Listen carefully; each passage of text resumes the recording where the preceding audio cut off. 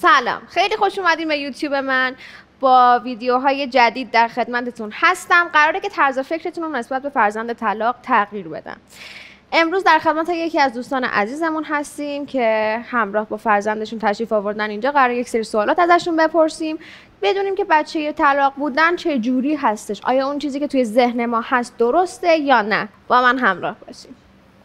سلام، خیلی خوش اومدین به برنامه من و ممنونم که دعوت من رو پذیرفتین. یه معرفی کوتاهی میتونین داشته باشین از خودتون؟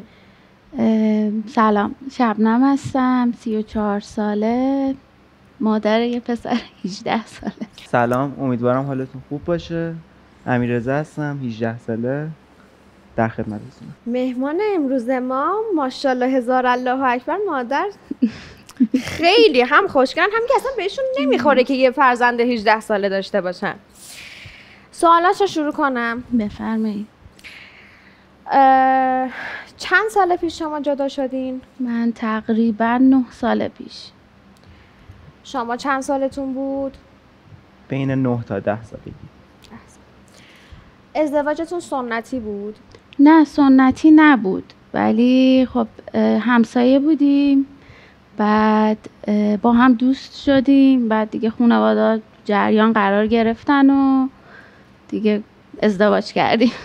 شما چجوری متوجه شدین که ماما اینا میخوان جدا بشن از هم؟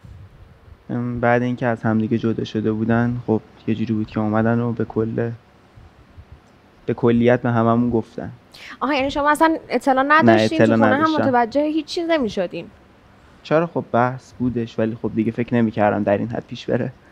خب از شما اصلا نپرسیدن که نه. جدا بشین یا نه؟ خب اگر برگردیم به اون دوران که شما فکر کن هنوز 10 سالته و این اتفاق داره میفته، چی میگی به مامان اینا که آقا شما به من بعد بگین دیگه، منم جزوی از زندگیتونم، خب به منم اطلاع بدین. مثلا شما اگه برگردی به اون سال بتونی بهشون بگی، قدرت بیان این رو داشته باشی، کاری میکنی که حتی برگردن به هم دیگه و طلاق نه، نگیرن؟ به نظرم کار درستی کرده بودن. کار درستی کرد. میتونم از شما علت جدایی رو بپرسم؟ اول اینکه تفاوت فرهنگی داشتیم خیلی زیاد، و اینکه چون تو سن پایین ازدواج کرده بودم خیلی درک نداشتیم از هم دیگه. یعنی اولش خب نمیدونستیم چی میخوایم از زندگی. به مرور که گذشت این مشکلات زیاد شد و اینا، بعد واقعا فهمیدیم برای هم ساخته نشدیم. شما فکر میکنین که طلاق والدین روی آینده خود تاثیر گذاشته؟ تا حدودی آره. بعد از اینکه خانواده از همدیگه جدا شدن، شما با پدر در ارتباط بودین؟ آره. یا رفت آمد داشتین؟ یعنی میرفتین پیش پدر میموندین یا اینکه نه کلا مثلا آخر بعضی هفته ها؟ وقتا پیش پدر بودم، بعضی وقتا پیش مادر بودم. توی دوره بودش، مثلا سالیانه یک سال. انتخاب کردین که پیش کدوم بخواین بمونین یا اینکه نه کلا علاقه داشتین که مثلا یه تایمی رو پیش مادر باشین، یه تایمی رو پیش پدر باشین؟ انتخابمو کرده بودم، ولی خب پیش یه جوری مادر؟ شرایط یه جوری بودش که هی توی کشمکش بودش و نمیشد که. بعد اون تایم فکر میکنم مدرسه میرفتین، درسته؟ بله. اذیت نمیشدی بابت مدرسه سر این رفت و آمده ها؟ چرا، یه جوری خیلی اذیت کننده بودش، ولی خب توی دوستات همون تایم مدرسه میتونستی مثلا بهشون اعلام کنی، بگی که آقا من خانواده‌ام از هم دیگه جدا شدن؟ نه. نمیگفتی اینو؟ نه، یه سریاشون شاید میدونستم، ولی اینکه بیام به عموم کلا بگم نه. خب چرا فکر میکنی علت این نگفتنه چی بود؟ طرز فکر مردم بود که همیشه گارد داشتن نسبت به این قضیه، یا نه چیزی بود که خود دوست نداشتی بیان بشه؟ دوست نداشتم بیان بشه، چون خودم بچه بودم. بعد بقیه دوستامو که میدیدم همه با هم دیگه زندگی میکنن، یه جوری زندگیشون با هم دیگه شاده، خب یه جوری یه خلایی بودش که نمیشد پر کرد. خب خیلی هم سخته این خلا، متوجهش هستم. موقعی که خب مثلا میدیدی دوستات با پدرشون حالا وقت میگذرونن یا یه حامی دارن توی زندگیشون و تو 18 سالت بود و یهو این مسئولیت سنگین رو دوشت افتاد که بخوای سرپرست یک خانواده بشی، حس درونیت چی بود؟ خب قاعدتا اذیت میشدی. چجوری خودتو خالی میکردی؟ این حرفا رو به کی میزدی؟ حرف دلت رو به کی میزدی؟ حرف دل که خب سعی میکردم بیشتر بریزم تو خودم. آدم بیشتر سعی میکنه با خودش اون مشکل رو حل کنه تا اینکه بخواد با بقیه در میون بذاره. حل شد با خودت؟ نه، عین یه کشمکش میمونه که فکر کنم حل شدنی اصلا نباشه. درست. فرمودین که بعد از جدا شدن پدر فوت شدن، درسته؟ بله. علت رو میتونم بپرسم اگر امکانش هست بگین یا نه؟ اگر دوست نداری میتونین نگین. اوکی. فقط این سوال رو میخوام بپرسم که موقعی که این خبر به شما داده شد حرفی توی دلت بود که بخوای بهش بزنی و دیگه خب دیر شده بود اون تایم؟ میخوام بدونم اگر حرفی توی دلت بود میتونی جلوی دوربین بگی؟ ما دوست داریم بشنویم. دلم نبودش، فقط نمیدونم که چرا این اتفاق افتاد. یه سری از ثانیه ها بود که از دست رفته بوده دیگه نمیشد برگردم و منطقی با این مشکل کنار می اومدم. توی این دور زمانه واقعا بچه بزرگ کردن و از پس یه زندگی بر اومدن سخته، اونم تنها. شما چی کار میکردین این تایم؟ چجوری زندگی رو میگذروندین؟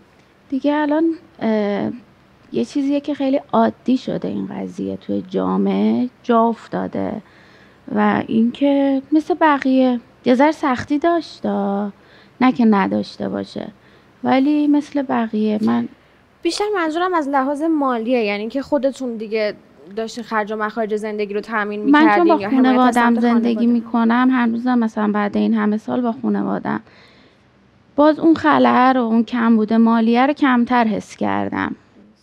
خدا رو شکر. خانواده اوکی بودن؟ یعنی شما رو حمایت میکردن؟ اوایلش نه، مخالفت داشتن. اصلا باورشون نمیشه، چون من به خانوادم هم نگفته بودم. من یه روز ما توافقی طلاق گرفتیم، بعد یه روز تماس گرفتن با هم که بریم دفتر خونه و تمومش کنیم. من صبح خیلی عادی لباس پوشیدم رفتم که کارم انجام دادم، برگشتم مامانم اون موقع فهمید، اونم باز هیچی نگفتم، اومد گفتش که شبنم جدا شدی؟ بعد دیگه من گریه کردم و متوجه شد. آخه یعنی از حالتاتون متوجه شدن؟ خب این الان فهمیدین که گریه کردین، اگر خب هیچ حسی نبوده اون گریه، پس خب نمیشه بگی حسی نبوده. 12 سال زندگی بود، یه روز دو روز نبود.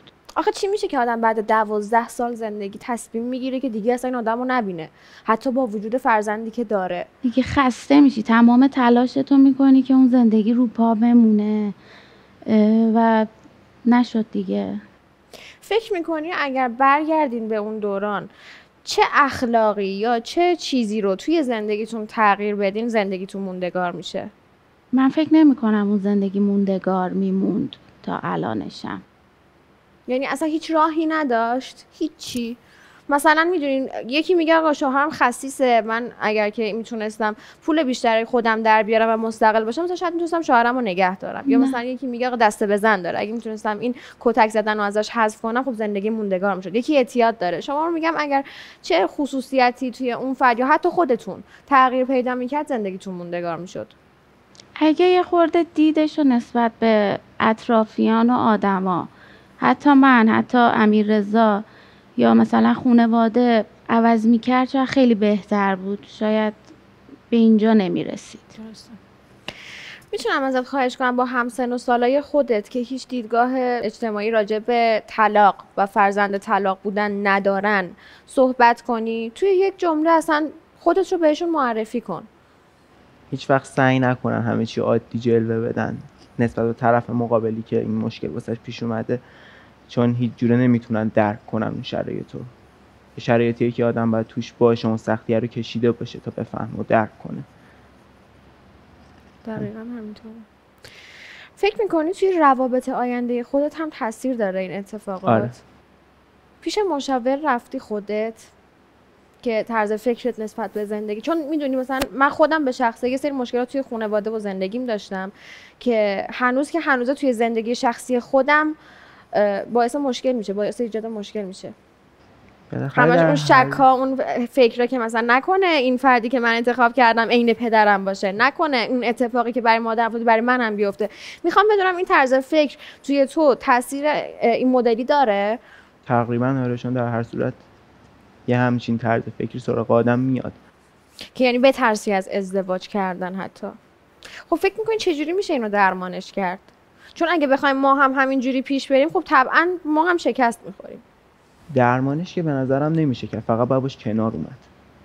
یعنی از نظر شما اینطوریه که ما چون از بچگی ضربه خوردیم و این ضربه توی کودکی ما نقش داره، این درمان نمیشه، همیشه با ما، درسته؟ درمان نمیشه ولی باش منطقی کنار بیای خیلی بهتر میتونی باش راه بیای یه جورایی. متوجهم.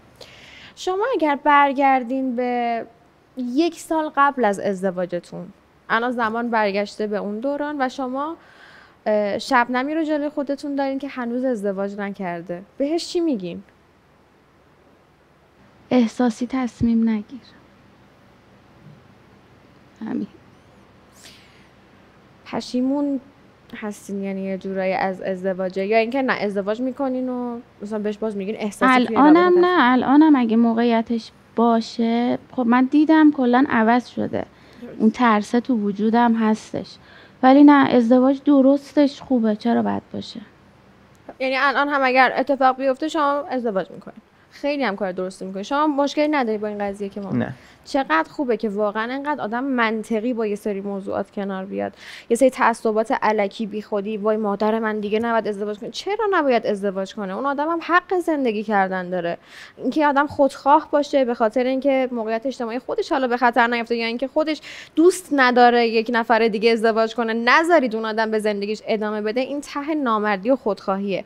و شکست اول توی زندگیتون فکر نمی‌کنم باعث بشه که تا ابد تو زندگیتون شکست بخورین. شما هر بار که زمین میخورین بلند شین، فکر میکنم که خیلی خفن‌تر ادامه میدین و امیدوارم که بهترین ها براتون اتفاق بیفته. دوربین در اختیار شما قرار داره، لطفاً چند جمله با همسن و سالای خودتون، با افرادی که اصلا طلاق گرفتن یا کسایی که دارن میبینن صحبت داشته باشین.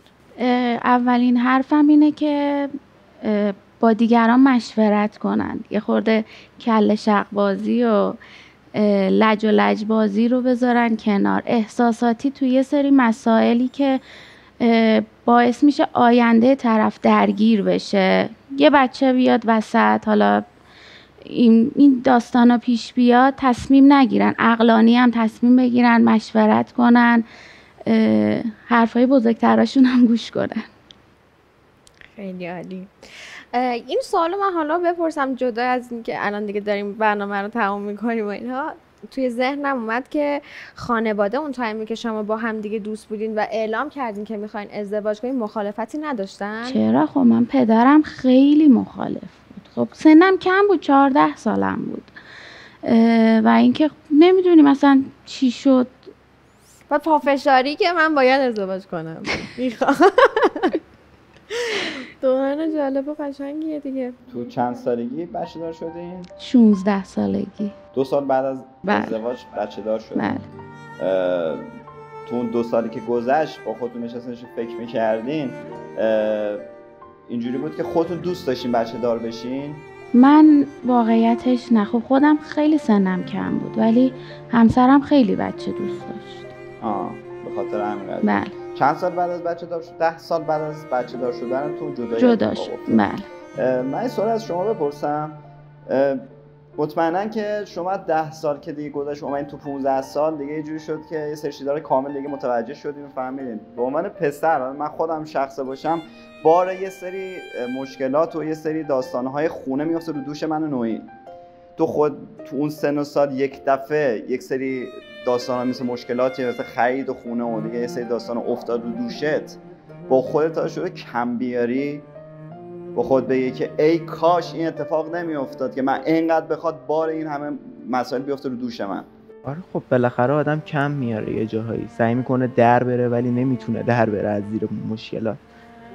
ولی خب میگم باید باش کنار بیای، سعی کنی که با خودت منطقی پیش بری جلو، چون یعنی یه جنگ میمونه. تو هی اگه بخوای از اون در بری و هی باش بجنگی، هی بدتر میشه و بزرگتر میشه. خسته شدی؟ آره. چجوری خود با خود کنار اومدی؟ واقعا نمیدونم، یه سری شبایی بودش که مثلا نمیدونم چجوری گذشت، فقط سعی کردم بگذرونم که تموم شه اون دوره. تو ذهنیتت که این اتفاق افتاد تا شده بود بخوای به یه چیزی پناه ببری که این مشکل رو بتونید حل و فصلش کنی؟ نه اصلا. چون یه سری هستن تو این اتفاقا میفته میرن سمت یه سری موادهای مخدر و یه سری داستانهای چیزو. تو خودت تو مسائل خودت با خودت حل کردی؟ آره سعی کردم با خودم نگه دارم و خودم حداقل الهام کنم که حل میشه. همون حل شدنه باعث شد که یه امید ریزی داشته باشم که حداقل یه ذره بهتر بشه. من یه سوال دیگه ازت بپرسم، خیلی سوال مهمیه. ما میخوایم یه بکی بزنیم به عقب. خب شما رو توی قامت یک پسر 10 ساله الان ببینیم. خب من اصلا دوست ندارم که بخوام کلیشه‌ای صحبت کنم یا حرفی بزنم. اگر تو اون تایم قرار بگیری و پدر مادرتو ببینی تو این وضعیت، چه چیزی بهشون میگی؟ حرفی واقعا واسه گفتن براشون ندارم. واقعا حرفی ندارم. هیچی. چون هر چقدر من هر چیزی بگم باز شرایط تغییر نمیکنه. یه چیزی که اثبات شده. یه چیزی که انگار تموم شده. چند سال دیگه قراره که ازدواج کنی. درسته؟ انشالله. تو مقام کسی که داره ازدواج میکنه این چیزها تحت تاثیر قرار داده یا نه؟ آره. واسهش فکری کردی که قراره که سعی میکنم اون آدمه نباشم، سعی میکنم اون زندگی رو نسازم که انقدر تو کشمکش باشه که بخواد کس دیگه‌ای رو اذیت کنه یا باعث آسیب به کس دیگه‌ای بشه. اینم بگم امیررضا الان حالا یه چند وقت، یعنی به خواسته خودش بود، من گذاشتم تا زمانی که خودش بخواد و الان داره پیش تراپیست میره که این مشکل رو حل کنه. حالا من خودم هم مشکل دارم، منم یه سری جلسات میرم ولی خود امیررضا هم میره. چقدر عالی. این دوربین ما صحبت نهایی تو انجام بده، هر چیزی که هستش. ببین دارم میگم صحبت نهایی درد و دله. خب یه درد و دله نسبت به این بچه‌هایی که قراره در آینده تو رو ببینن و تو رو الگوی خودشون قرار بدن. از ابتدای زندگی تا همین الان تو چه جوری زندگی تو گذروندی، چه اتفاقی افتاد، تمام مشکلاتی که بارش رو دوش تو بود، هر چیزی خیلی اصلا کم میاره. همین که بهت گفتم میرم سمت مواد. خیلی‌ها میگن ببخشید اینو دارم میگم، کارهایی که مثلا تو خانواده اتفاق افتاده رو برای خودشون عقده قرار میدن، میرن سر یک نفر دیگه این حرکت رو دوباره میزنن. متوجهی؟ این قضیه رو اگر دوست داشته باشی درد و دل بکنی، صحبت نهاییته، هر چی خواستی در رابطه با بچه‌هایی که تو موقعیت تو هستن بخوای باشون صحبت کنی، رو به این دوربین انجام بده و بعدش هم خداحافظی کن. هیچ وقت کم نیاریم، بالاخره یه جا حل میشه. حل هم نشه شاید بهتر بشه. شاید آدمایی باشن که از دور و بر بخوان اذیت کنن یا یه دیدگاه دیگه‌ای بهتون داشته باشن، ولی اونا هیچ وقت شما رو درک نمی‌کنن. شما خودتونین که باید خودتون رو درک کنی. همین. مرسی. بعد میگن که من اینجوری ازت گرفتم و میگن که خنده تلخ من از گریه غم‌انگیزتر است. همینه. حالا صورت شطرنجیه نمیبیننت، ولی اگر میدیدن صورتت و چشماتو میدیدن 100% خیلی اتفاقات دیگری براشون میفته. مرسی. اگه صحبت دیگه‌ای هست که بفرمایید. خیلی ممنون. همه چیز دیگه کامل بود و خیلی متشکرم که سوالات جواب دادین، تشریف آوردین. خواهش میکنم. بازم ممنونم که ویدیو ما رو دیدین. خدا نگهدار.